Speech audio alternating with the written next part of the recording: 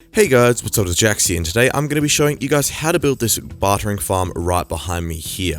Now this is fully tileable and you can make it as big or as small as you want.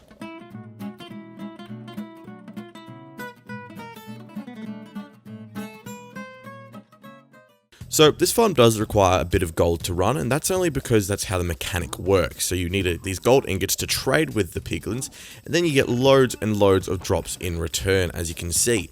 Now to start this farm, you just flick this lever up, just do it on both modules, or you can have only one module running, and you start to get your trades going through. Then after a little while, you can turn this off, and you'll get your drops coming into here, this chest here. Now again, you can run this, you can keep this running until all the gold runs out, or you can only run it for a few seconds. It's up to you. But I've got 2 piglins in each of these chambers, and currently I have 4 chambers or 2 modules. So module 1 here, module 2 here, but you can make this bigger or smaller if you want. So I'm going to be showing you guys how to build this one chamber here, but I'm also going to be showing you how to attach more chambers to it. So let's get on with the tutorial. The materials you'll need for this build will appear on your screen now. Just keep in mind that this farm also works in peaceful mode, but if you are building it in any other difficulty, I suggest wearing some gold so the piglins don't attack you. Let's start by placing 2 chests like this, and then another 2 on top, so we have 2 double chests. Then place hoppers going into the back of both of these, and then come along 3 to either side. Now if you are doing a double module farm like over here, you want to come 3 to both sides. But I'm just going to do 1 to start with. Then in the middle of here, we're going to place 2 bricks like so. Place a trapdoor on this block here, and this block here, then surround those trapdoors with glass on all sides, like this. Now build that glass 2 more up, should be a total of 3 high. Place 1 brick here, like that. Now this brick needs to be on the back, not the front of the build, so it's on the back.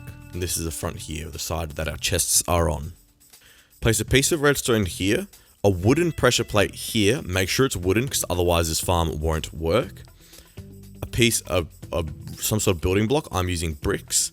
Then a redstone torch here, and then a dispenser here. Now we can place a lever on this block here. Grab out a lever, place it right there, and we're going to flick that down. Place glass here and directly on top of the pressure plate.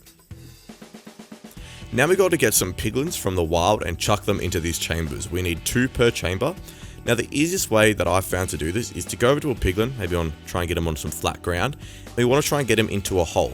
Now the best way to do this is with an efficient pickaxe. And then you also want to be careful to not whack him, because if you are in anything other than peaceful, they will attack you. So you want to quickly break underneath him, just like that. Then when he's into a hole, we use some mine carts and get him into that mine cart. Might need to place a few, just really force him in there. Then once you've done that, using rails, you want to lead him back over to your chamber. And you want to do this twice for each side. But because I'm being creative and just for time saving this, I'm going to spawn them in on each side. These need to be fully grown piglins, so they can't be babies. As you saw there, I've now got a baby in there because it spawned, so I'm going to have to kill that. But you need to make sure that they are the full adult piglins. I've now got 2 piglins in each of these chambers, and so my farm is ready to go. All I have to do is load this dispenser up with gold. Or if I want, I can set up a system like this to load the chest up with gold as well as the dispenser, but that's only if you have a lot of gold, so you don't necessarily need this.